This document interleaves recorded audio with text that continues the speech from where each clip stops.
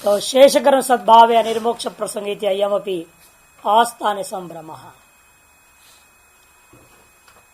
शेष कर्म का सद्भाव होने पर पूर्व पक्ष का ना ये तो अंत ही नहीं रहेगा, तो मोक्ष होगा ही नहीं।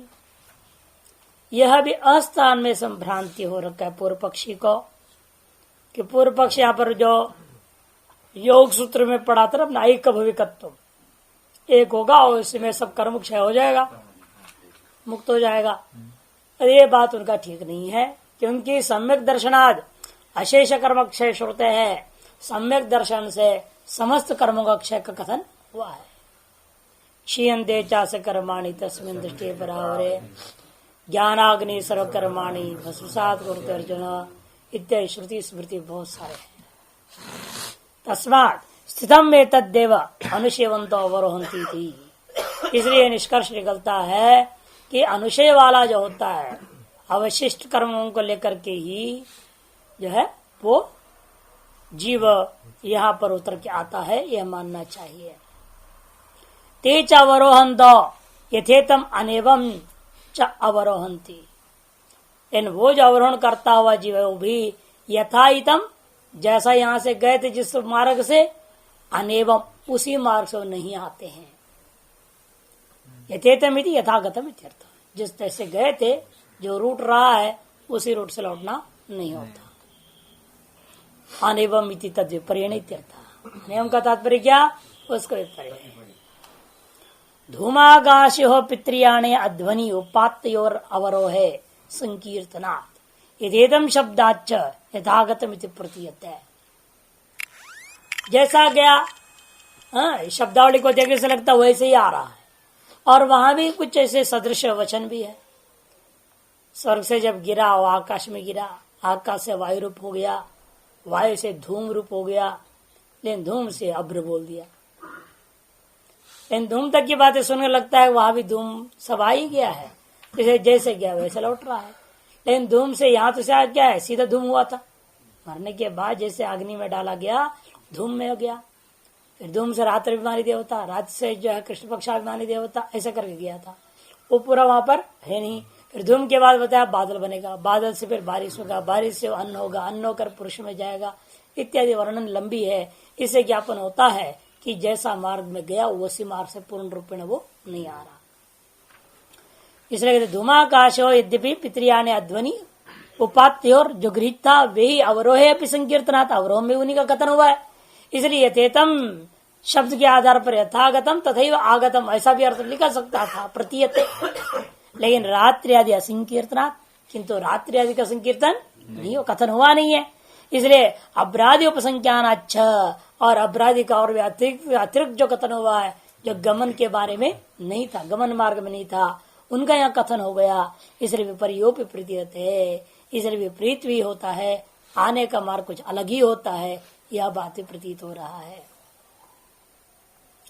चरणादि चिन्ह उपलक्षणार्था कार्ष्णाजिनी। चरणात्, चरण का अर्थ आपने लिया था अनुशय, अनुशय मने कर्म। पूर्व पक्षी यहाँ पर कहते हैं नहीं, चरण शब्द आचरण, चरण मने अंग उपसर्ग के रहित बोल रहे आप कितना ही है। कपूय चरणा मने कपूय आचरण, रमणीय चरण है रमणीय आचरण, बस अंग उपसर्ग रहित वहां पर श्रुति ने कपूय चरणा रमणीय चरणा कहा है।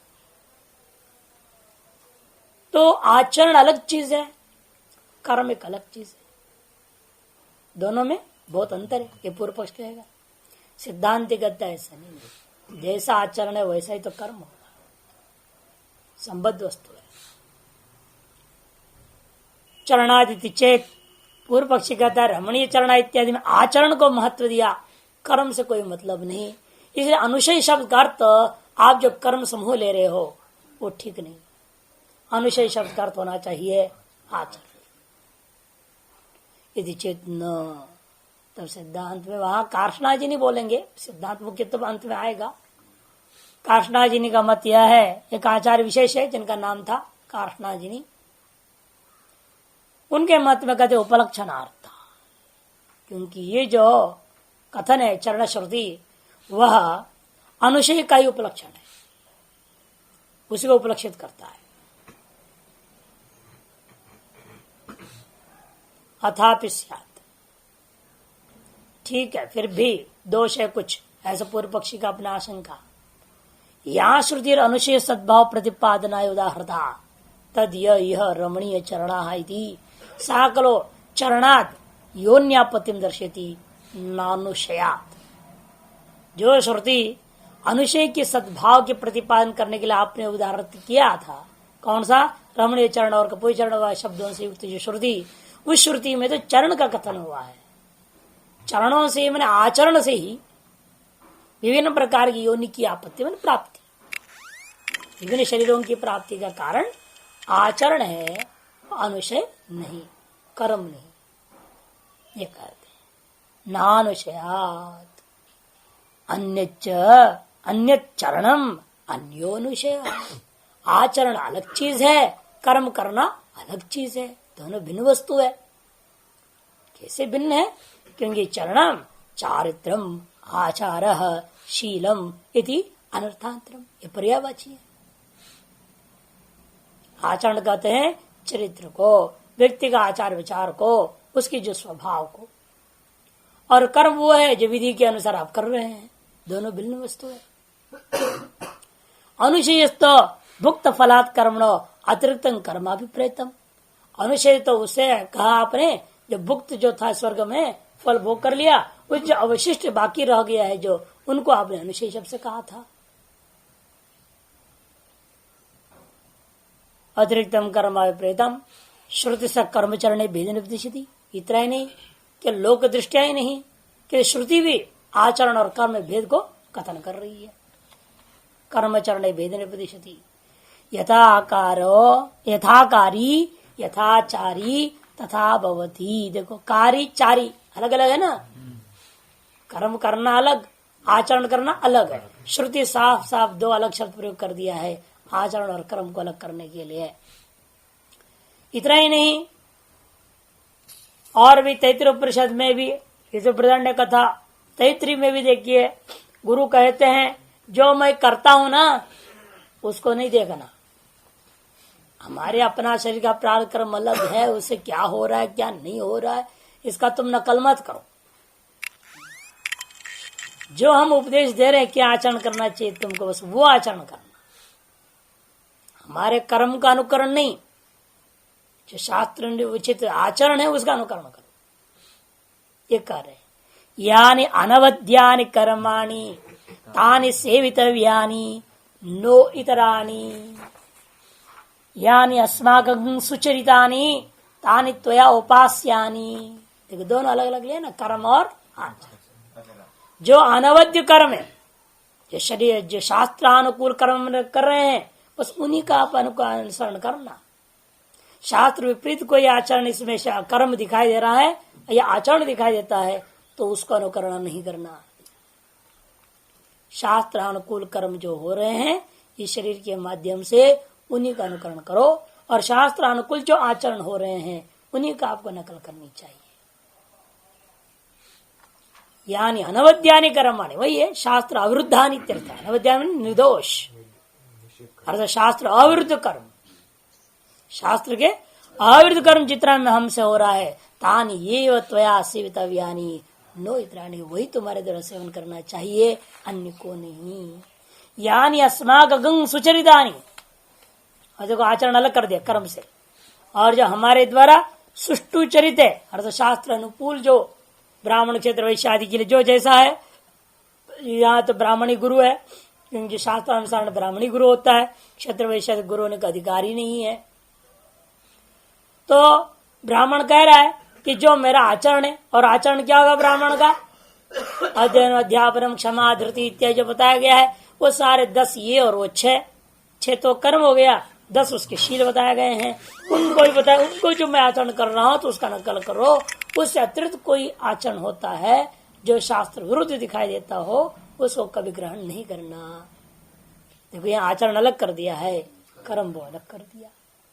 सुचरितानि तानि त्वया उपास्यानि तैत्रीय में इति च तस्मात् चरणात् योन्यापति श्रुते है नानुशय सिद्ध्यति चित्त। इसलिए आचरण से ही अनेक जन्मों की प्राप्ति की सिद्धि होती है। इसलिए कर्म शेष से जन्म का कोई ताल्लुकात नहीं है। इति चेत नैष दोष। ऐसे जब पूर्व पक्ष कहता है, कहते नहीं नहीं, ये तो अनुशयो उपलक्षणार्थ एव ऐसा चरण श्रुति कार्ष्णाजराचार्यो मन्यते। क्योंकि ये जो अनुशय को ही, कर्मशेष को ही उपलक्षित करने के लिए यह चरण श्रुति आई हुई है, ऐसा कार्ष्णाजराचार्य मानते हैं। कहते ऐसा मानना व्यर्थ है। पूर्व पक्ष कहता है क्यों मानना ऐसे, क्यों उपलक्षण करना? जब आचरण से ही, सीधा आचरण के आधार पर ही जन्म की व्यवस्था हो सकती है, फिर क्या जरूरत है उपलक्षण करके कर्म तक पहुंचने की? आनर्थक्यमिति चेत न तदपेक्षत्वात्। कर्म करने के लिए भी आचरण पहले सुधारना पड़ता है। व्यक्ति का अपना आचरण सुधरता नहीं तो कर्म का फल भी प्राप्त नहीं होता है। आज बहुत लोग कर्मकांड करते, पूजा पाठ करते हैं, फल नहीं मिलता है बोलते हैं। क्यों ऐसा कह रहे हैं? कारण यह है उनका आचरण ठीक नहीं। आचरण से विशिष्ट कर्म होता है, केवल कर्म का कोई फल नहीं है। जिसका जैसा आचरण है, उधर दारू पी रहा है, शनिवार का व्रत कर रहा है, तो क्या फायदा है? शनि तो नाराज होगा, बिगाड़ेगा वो। शनि भी ब्रह्मचारी है, बहुत खतरनाक ब्रह्मचारियों में से। वो ये सब पसंद नहीं उनको। वो कहते लोहे की कढ़ाई में बढ़िया पीला रंग नहीं होना चाहिए उनको, इसे लोहे की कढ़ाई में पकाओ बोलते हैं, तो काला हो जाता है ना सब पकने से। लोहे की कढ़ाई में, वो भी उड़द छिलके वाली, तो बिल्कुल काला। हाँ, चमक दमक उनको पसंद नहीं। और उधर चमक दमक पहनते हैं लोग, तो शनि और नाराज नहीं होएगा। तो इसलिए आचरण हो मुख्य, बाद में कर्म। इसलिए आचरण के द्वारा, चरण के द्वारा आप कर्म के उपलक्षण करते हैं तो कोई आपत्ति नहीं है। कार्ष्णाजिनी का मत है, ये सूत्र भी कार्ष्णाजिनी को ही बता रहा है। स्यादेत ठीक कहते हैं आप। लेकिन कस्मात पुनः चरण शब्द न श्रौतम शीलम विहाय लाक्षणिक अनुशय प्रत्यायते। लेकिन आपको बताना यह होगा कि चरण शब्द के द्वारा प्राप्त जो श्रौत श्रुति प्रोक्त आचरण को त्याग करके लक्षणा करता हो उपलक्षण के माध्यम से अनुशय का बोध कराना आप क्यों चाहते? ननु शील से श्रोत से विहित प्रतिषिद्ध साधु साधु रूप से शुभाशुभ योनि आपत्ति फलम भविष्यति। जो श्रौतशील है, विहित और प्रतिषिद्ध है, साधु असाधु रूपा है, वही शुभाशुभ रूपा योनियों को प्राप्त कराने के सामर्थ्य वाला है। तो अवश्य शीलस्यापि किंचित फलम विगंतव्यम। नहीं तो विधि क्यों करते? अवश्य शील भी, आचरण भी कुछ रोज फल देने वाला होता ही है। और वही जन्म जन्मांतर विभिन्न प्रकार शरीरों की प्राप्ति का नियामक यदि हो सकता है, तो फिर ये चरण शब्द का लक्षणा करके कर्म अर्थ करना उचित नहीं है। अन्यथा ही अनर्थक्यम शील से प्रसज्जित। नहीं तो शील आदि का जो विधि और निषेध आदि करना व्यर्थ हो जाएगा। चेत नैष दोष कुतः तदपेक्षत्वात् इष्टादि कर्म जातम चरणापेक्षा। जिस किसी इष्ट पूर्त दत्तादि कर्म करना हो तो पहले उसके आचरण शुद्ध होनी चाहिए। नहीं सदाचार ही न कश्चित् अधिकृत स्यात्।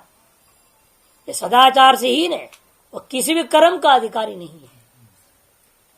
आचारहीन न पुनन्ति वेदा इत्या स्मृतिभ्यः। आचारहीनम न पुनन्ति वेदा। जितना वेदांत पढ़ लो पढ़ाओ, लेकिन अपना आचरण ठीक नहीं है तो कुछ नहीं फायदा होगा। आचरणाधीन सब कुछ है। इसलिए पहले आता है आचरण, बाद में है कर्म। अतः कार्यकांड हो गया ना एक दूसरे के प्रति, इसलिए कारण से कार्य को ग्रहण कर रहे हैं तो आपत्ति क्या है? कारण से ही तो आचरण क्या हो गया? कारण हो गया। उसके अधीन में होकर के कार्य होता है कर्म करना। इसलिए जहाँ चरण शब्द आया उससे कारणवाचक शब्द से कार्य को हम ग्रहण कर सकते हैं, जैसे कार्यवाचक से कारण ग्रहण करते हो भी और तादात्म्य। तब यहाँ पर भी हो सकता है, कह रहे हैं नहीं सदाचार ही न कश्चित करता स्यात्, क्योंकि आचार ही न पुनन्ति वेदा इत्यस्मृतिभ्यः। पुरुषार्थत्वेपि आचार से नानर्थक क्या? यदि कहोगे आचरण का भी स्वतंत्र फल है तो कहते कोई आपत्ति नहीं, होने दो उसका भी स्वतंत्र फल। तब तो संयोग पृथक तो लगा दिया जाएगा दही के समान। दधनेन्द्र काम से जुहात बताया था ना कुछ दिन पहले, अग्निहोत्र याग के लिए कहा दधना ज्योति, और वो दही के प्रति अंग, दही जो है अग्निहोत्र के प्रति अंग हुआ कि नहीं हुआ? अरे वो पुरुषार्थ के लिए सिद्ध हो ही गया है कि नहीं? और जो पुरुषार्थ के लिए है वो यागार्थ कृतवर्थ भी हो जाना चाहिए, दोनों हो। अब ये दधना ज्योति तृतीयांश जो केवल ज्योति के साथ जब रहेगा वो तो कृतवर्थ हो गया। अमुक होम के लिए दही साधन है, तो दधना ज्योति कृतवर्थता को निर्णय करता है। और दूसरा तरफ दधनेन्द्र जदेन्द्र काम से जुया। अब यहाँ पर दधना दही के द्वारा इंद्र काम वाले पुरुष को कह दिया कि हवन करे। अब एक वस्तु हो प्रयोग कर रहे हो, वो स्वर्ग देगा कि इंद्रिय सामर्थ्य देगा? क्या फल देगा? अच्छा आप कहेंगे दोनों है, उसे पुरुषार्थ भी है कृतवर्थता भी। दधना ज्योति के आधार पर पुरुषार्थत्व है, कृतवर्थत्व है, और जो दधेन्द्र काम के आधार पर उसे पुरुषार्थत्व भी आ गया, उभयार्थता है। तब से अपना एक अलग फल दिया, दृष्ट फल, एक का दृष्ट फल दे रहा है। इस तरह आचरण भी अपने एक अलग फल देवे और मुख्य रूप में कर्म का अधिकारी बना रहा है तो भी संभव है। इष्टादि कार्य कर्म जाते फलम आरभमाणे तद अपेक्षा एवं आचार, क्योंकि इष्टादि कर्म समूह में फल का आरंभ करने में तदपेक्ष एवं आचार, उस फलारंभ की अपेक्षा को लेकर के ही आचरण होता है। तत्रैव कंचित अतिशय आरप्स्यत है, इसलिए उसी में यह कुछ अतिशय को अवश्य उत्पन्न करता है। इष्टादि कर्म समुदाय के फल के आरंभ करने पर उनकी अपेक्षा रखने वाला आचरण उनमें ही कुछ न कुछ अतिशय को प्रदान करेगा, उसी में अधिक फल। जैसे उपासनाएं क्या करते हैं, कृत कर्म में अतिशय फल प्रदान कर देते हैं। वीरवत्तरम फलम भवति कहा, केवल कर्म से जो फल मिलना है उपासना से साथ करोगे तो और अधिक फल मिलता है, उसी में आधिक्यता बढ़ जाती है। उसी प्रकार यहां भी समझ लो, कर्म च सर्वार्थकारी थी श्रुति स्मृति प्रसिद्धि ही, इसलिए कर्म ही समस्त प्रयोजनों को सिद्ध करने वाला है, ऐसा श्रुति और स्मृतियों में प्रसिद्धि है। तस्मात् कर्मैव शीलोपलक्षितम अनुशेय भूतम योन्यापतो कारणमिति कार्ष्णा जिनेर मतम। इसलिए कर्म ही शीलोपलक्षित जो कर्म है वही अनुशेय शब्द से लेना चाहिए, वही विभिन्न प्रकार की योनि मन जन्मों को प्राप्त कराने वाला के प्रति प्राप्त कराने के प्रति कारण है। इति कार्ष्णा जिनेर मतम, ये कार्ष्णा जी ने आचार्य का मत है। नहीं कर्मणि संभवती शीलाद योन्यापत्तिर युक्ता, जो कर्म से जो है कार्यभूता कर्म से ही जब विभिन्न प्रकार जन्म की प्राप्ति संभावना है, तो ऐसी स्थिति में कारणभूता आचरण से योनि जन्म की प्राप्ति करने की विचार उचित नहीं है।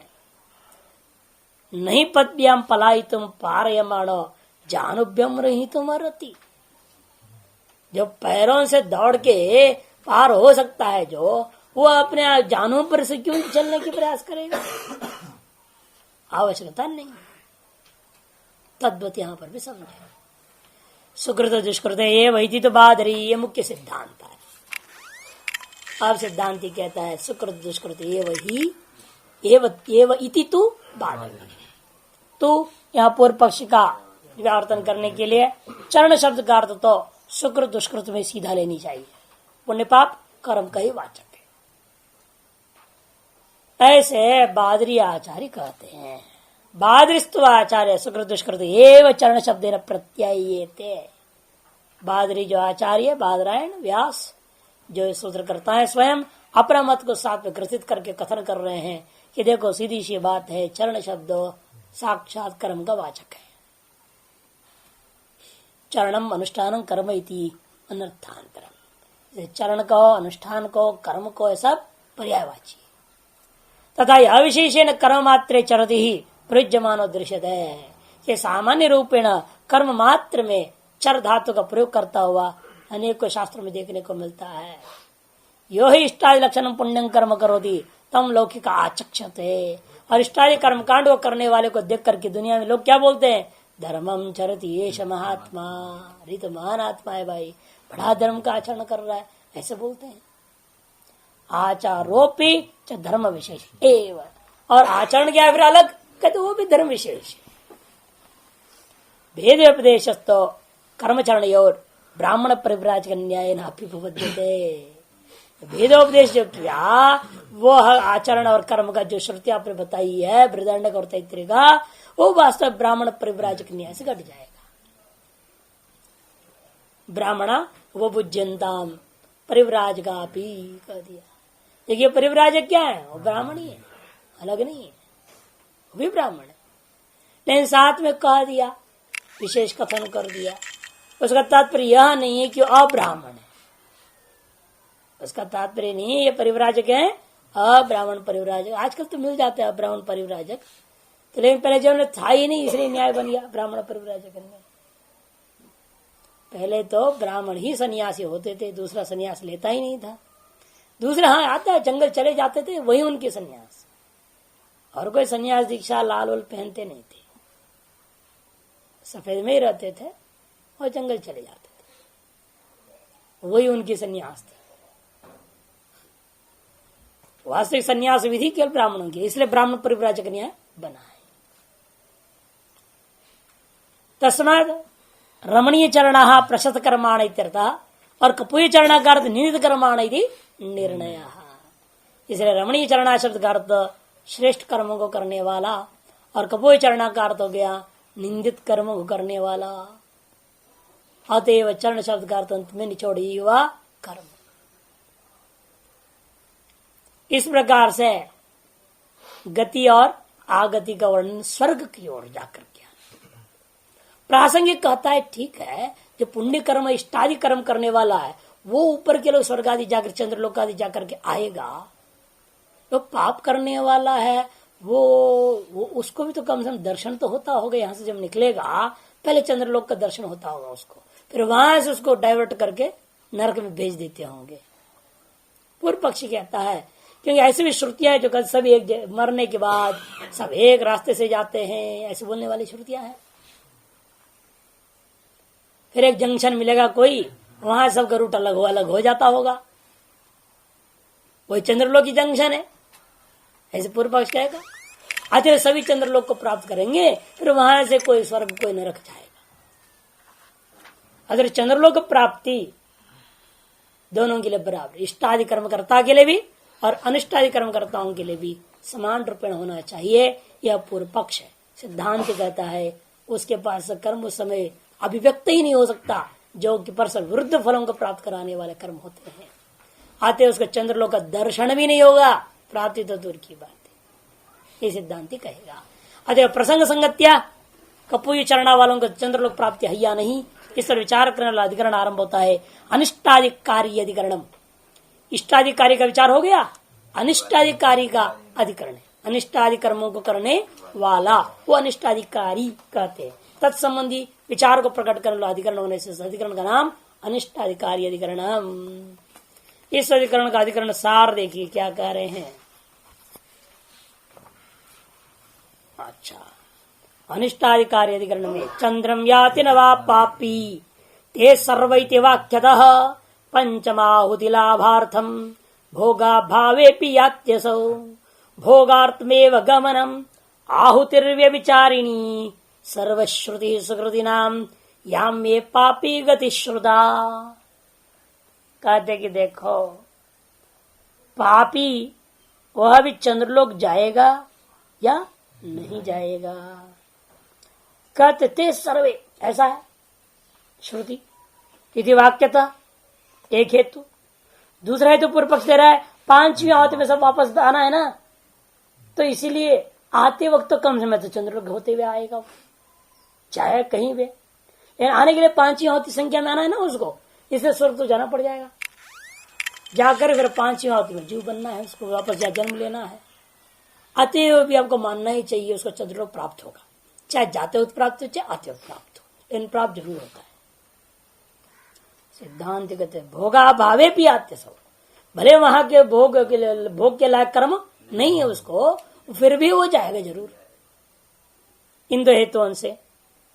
तो सिद्धांत ने भोगार्थ में गमनम, गमन की जो सिद्धांत है वो भोग के लिए ही है। अब भोग ना हो गमन क्यों करेगा? जिसको भंडारा खाना ही नहीं है वो काहे को जाएगा किसी आश्रम में घुसेगा पर्ची लेकर के, हैं? जिसको खाना है वही ना जाएगा। तो कहते यहां पर वही हाल है, जब उसको जाना ही नहीं है, भोग ही नहीं है, तो जाएगा क्यों? कुछ भोगना चाहता है तभी तो जाएगा। अपने कर्म भोग करने के लिए ही उसको जाना पड़ेगा, कहीं भी आना जाना है। भोगा यही वह भोगार्थमेव गमनम आहुतिर्व्य विचारणी। पांचवी आहुति में जो जन्म की बात कह रहे हो, इसलिए वहां से आना पड़ेगा, कम से कम आते वक्त तो उसको जाना पड़ेगा वहां।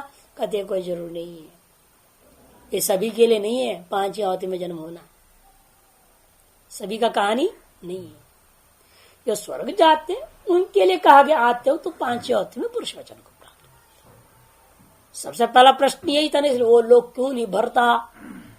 वहां हाउसफुल बोर्ड कभी नहीं लगाया गया है ना, स्वर्ग में कभी हाउसफुल नहीं होता। क्यों नहीं होता? यहां से शुरू हुई है, तब आए कि पांचवी आहुति की। इसलिए वो विचार जो लौटने की पांचवी आहुति में पुनर्जन्म की जो विचार है, वो तो उनके लिए जो पुण्यकर्मी स्वर्गगामियों के लिए था। इसका तात्पर्य यह नहीं अन्य लोकगामी भी पांचवी आहुति में इसी प्रक्रिया से आएगा, ऐसा आप अधिदेश नहीं कर सकते। इसीलिए आहुति की जो बात है वो व्यभिचारी है, वो तो स्वर्गगामी के लिए था, अन्यों के लिए पांचवी आहुति में नहीं। पता नहीं कितनी संख्या है उसकी, कब वो आएगा वापस इसका कोई भरोसा नहीं।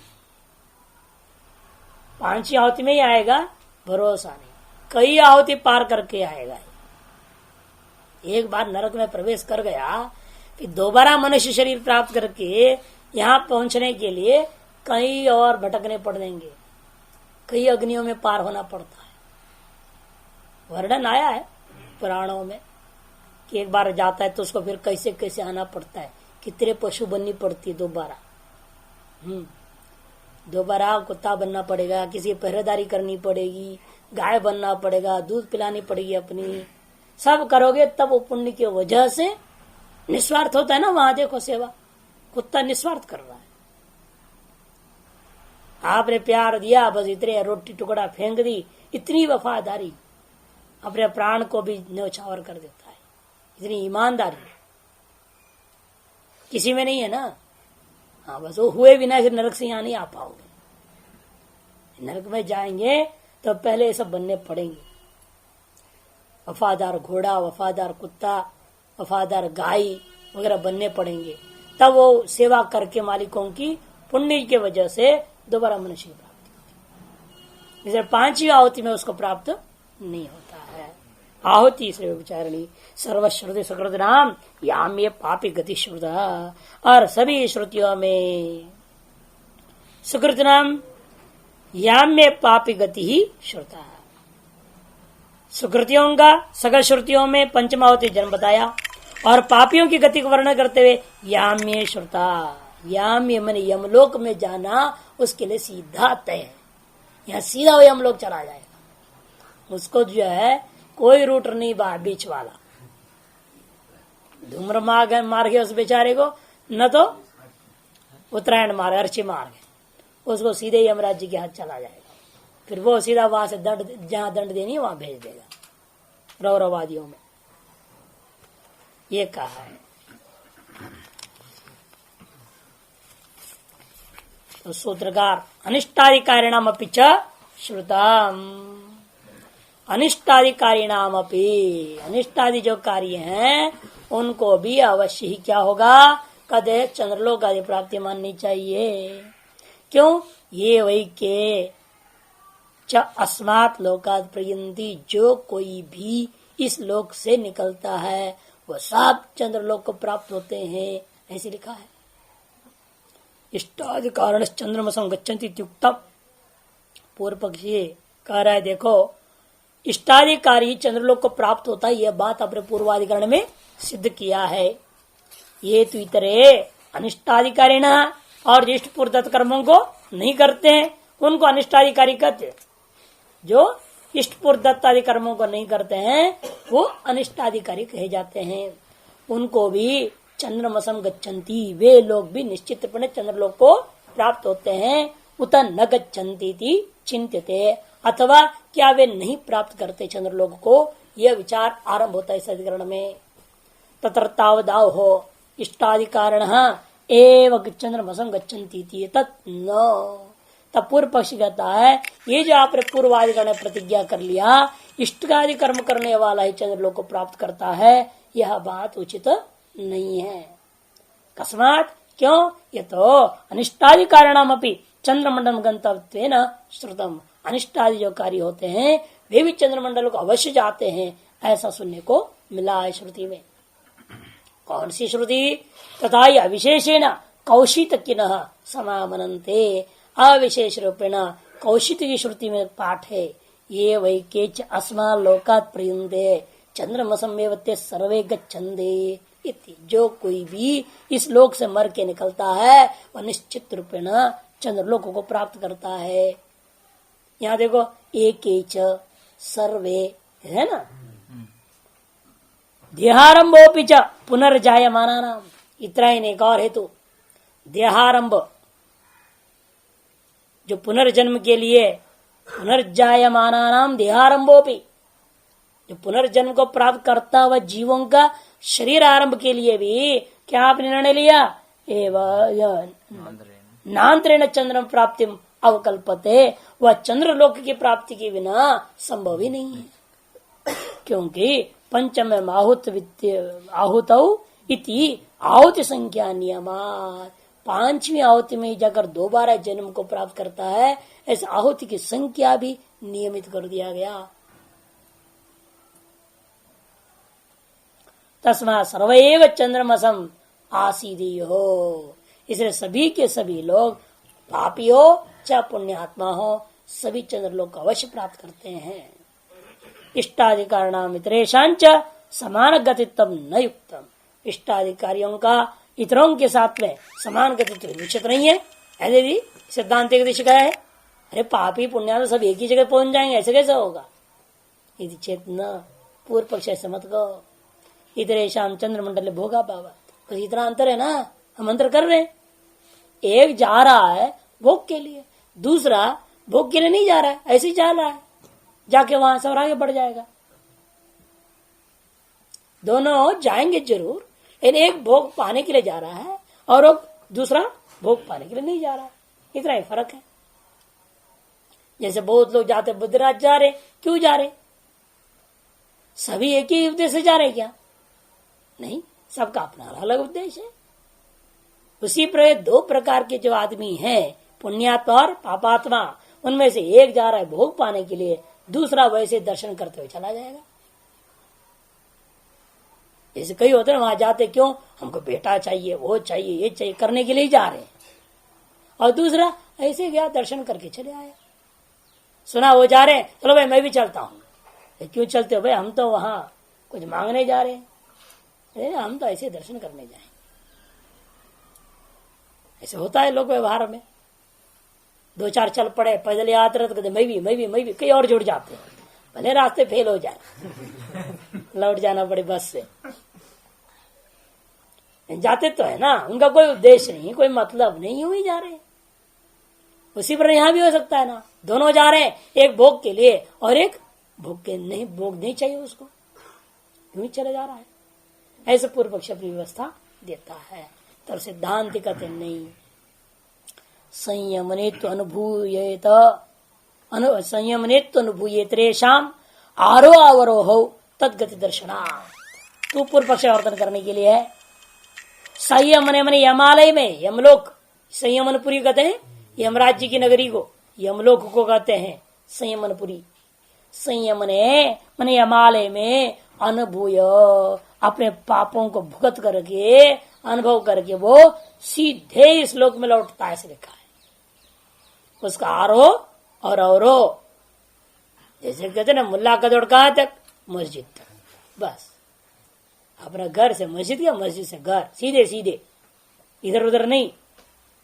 उसी प्रकार ये भी सीधा यहां से हम लोग से सीधे यहां, बीच में कोई स्टेशन नहीं इसके पास।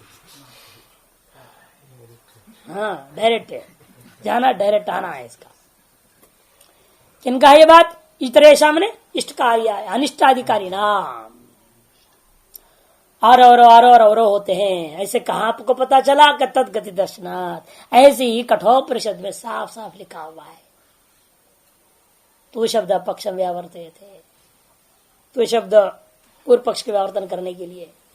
नहीं तदस्ति सर्वे चंद्रमसम गच्छन्ति थी, यह बात नहीं हो सकता कि सभी के सभी लोग चंद्रलोक को प्राप्त कर जाएंगे। ये तत्कस्मात, ऐसे क्यों होता है?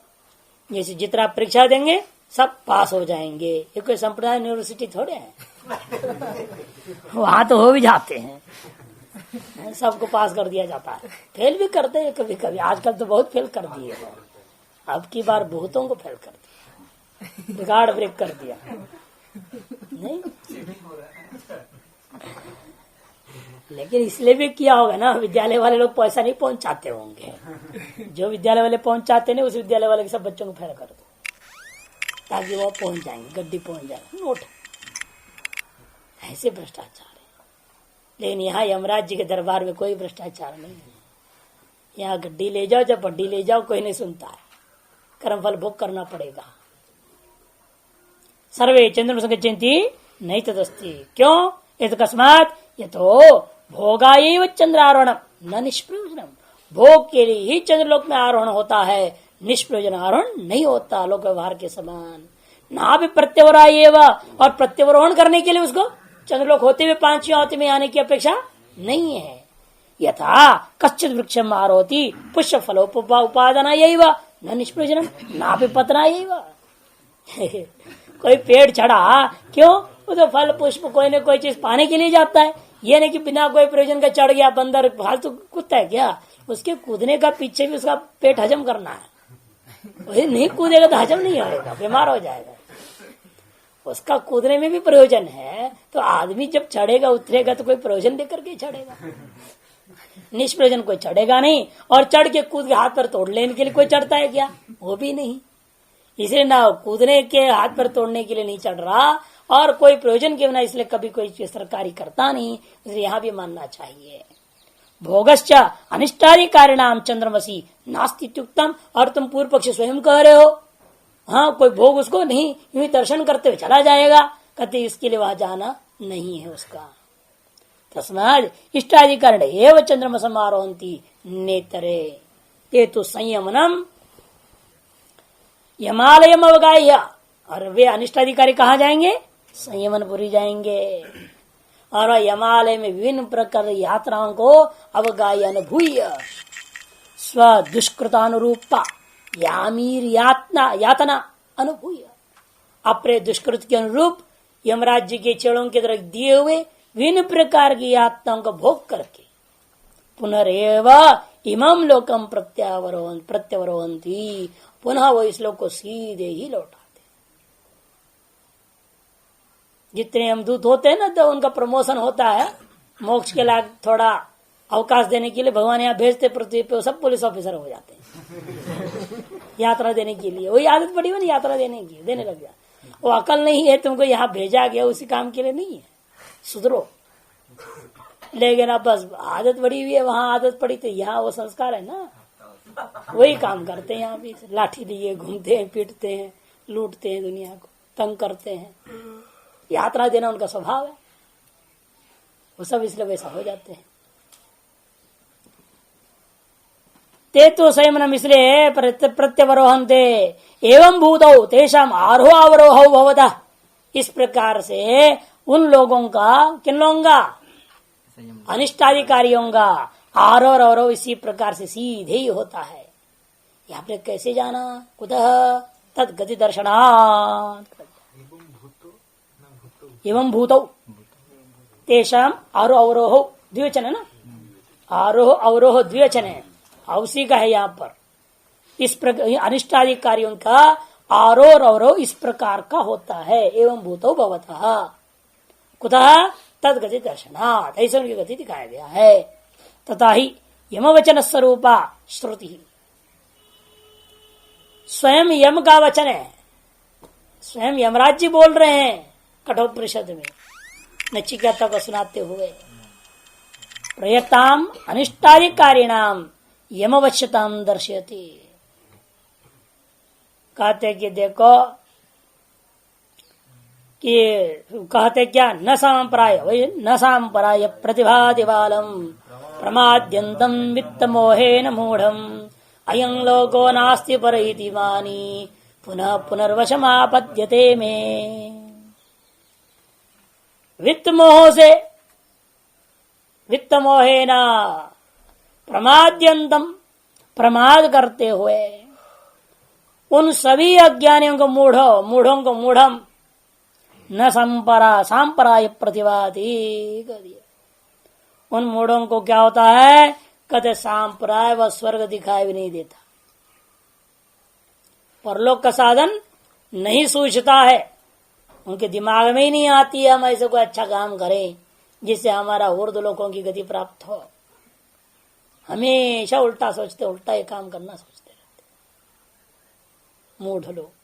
अयम लोक अनास्ति, इसलिए उनका विचार क्या होता है, अरे न यह लोक है न परलोक है, जो कुछ भी है अभी है, मौज कर ले बस, आओ पियो मौज करो। इस लोक में भी कुछ नहीं रखा है और परलोक तो है ही नहीं, इसलिए जो है वर्तमान ये शरीर में जो भी है सब कुछ है, खाओ पियो करो मौज करता है। ऐसे बोलने वाली मानी पुनः पुनर्वशमापद्यते में, वो केवल मेरे वश को प्राप्त होते, किसी लोक वगैरह में आते जाते नहीं, सीधा मेरे पास आते, फिर मैं उनको वापस भेजता हूं, फिर आते फिर जाते। जैसे एक बार जिसका नाम हिट लिस्ट पे पड़ जाए उसकी तो ससुराल हो जाता है पुलिस स्टेशन। नहीं, एक बार चोर पकड़ आ गया, वो जब भी कहीं भी कुछ हो जाए तुरंत उसको पकड़ के लाएंगे, तुम्हें ही दिया बोला। मुश्किल है, एक बार एक का नाम चढ़ जाए तो बस गया वो, हमेशा के लिए उसके लिए हो जाता है, बार बार वहीं आएगा जाएगा। वही यमराज जी के पास भी होता है। यमराज जी पुलिस स्टेशन में दुष्ट कर्म करने वाले एक बार पड़ गए लाइन में ना, वही काम करते रहे बारंबार वही करे। नहीं तो देखो इतना इस ब्रह्मांड का आयु बीत गया, अभी तक कितने लोगों को अकल ही नहीं आया है। डकैत क्यों है, चोर बदमाश क्यों है, इतने जेल क्यों है? जरूरत क्या पड़ रही है इनकी? इसमें वो संस्कार है ना, वासना है ना, वही चक्कर कट रहे हैं, आना जाना इनका लगा हुआ है। स्मरन्ति च इत्येव, और भी कहते नहीं, एक और भी वही वस्वतम संगमनम जनानाम इत्येवं जातिकं च बहुवेव यमवशता प्राप्ति लिंगम भवति। इस प्रकार के भी बहुत सारी हैं श्रुतियां स्मृतियां, ये यम राज्य की अधीनता प्राप्त होते पापी लोग, यह दर्शाने वाले श्रुति वाक्य हैं। यम वचन रूपा श्रुति तो साक्षात हम खुद कह ही रहे थे, उसके अलावा अन्य भी श्रुतियां हैं। अच्छा, स्मरन्ति च स्मृति भी है। अपि च मनु व्यास प्रवृत्ति शिष्टा संयमने पुरे यम आयत्तम कपूय कर्म विपाकम स्मरन्ति नाचिकेतोपाख्यानादिषु। मनु स्मृति व्यास स्मृति इत्यादि अनेकों स्मृतियों में शिष्ट पुरुषों ने संयमपुर में जाकर के यम से प्राप्त होने वाला कपूय कर्मों का, दूषित दुष्ट कर्मों का फल भोग का कथन किए हैं। और नाचिकेतोपाख्यान में तो सुस्पष्ट ही आपने देखा है, नीचे दिया है श्लोक स्मृति का, मनुस्मृति का।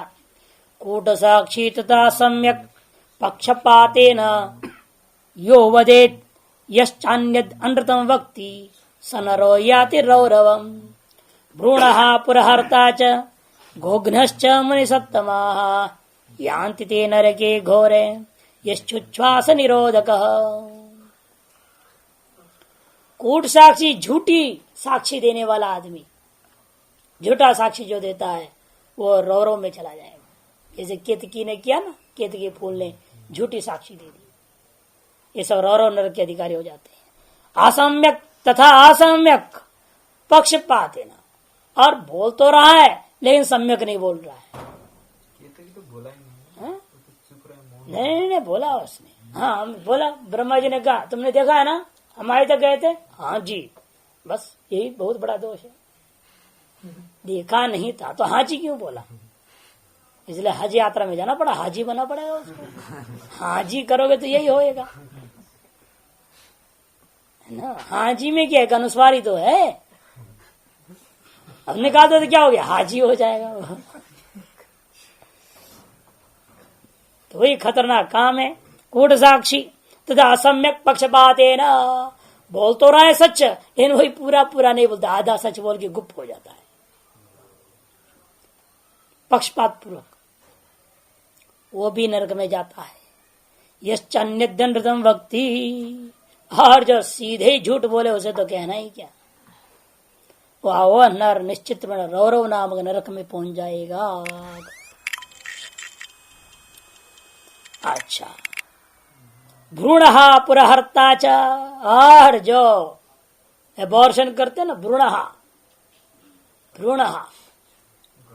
भ्रूण हत्या करने वाले, पुरहर्ता च, डकैती लगा करने वाले, गांव की डकैती कर देते ना, पुरहर्ता।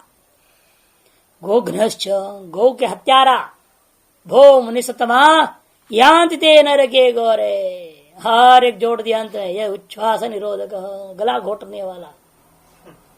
उच्छ्वास का निरोधक का मतलब क्या है, जो गला दबाते ना, गला दबा के मार डालते, गला घोटने वाले, ये सब नरक में जाते हैं, ऐसे बोल दिया। अपिच सप्त, इतना ही नहीं, अपिच सप्त 7 नरकों का भी वर्णन हुआ। किस लिए बनाया गया फिर 7 है ना, एक ही नरक से काम नहीं चल रहा था, 7 बनाया गया है? अरे 7 बहुत है, क्यों सब 7 ही दिन में मरते पापी भी, 8वां दिन कोई मरता है क्या।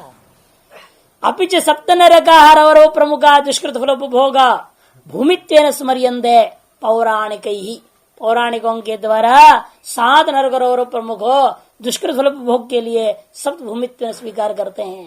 तान अनिष्टाधिकार न प्राप्त, उन लोगों को अनिष्टाधिकारी लोग प्राप्त करते हैं।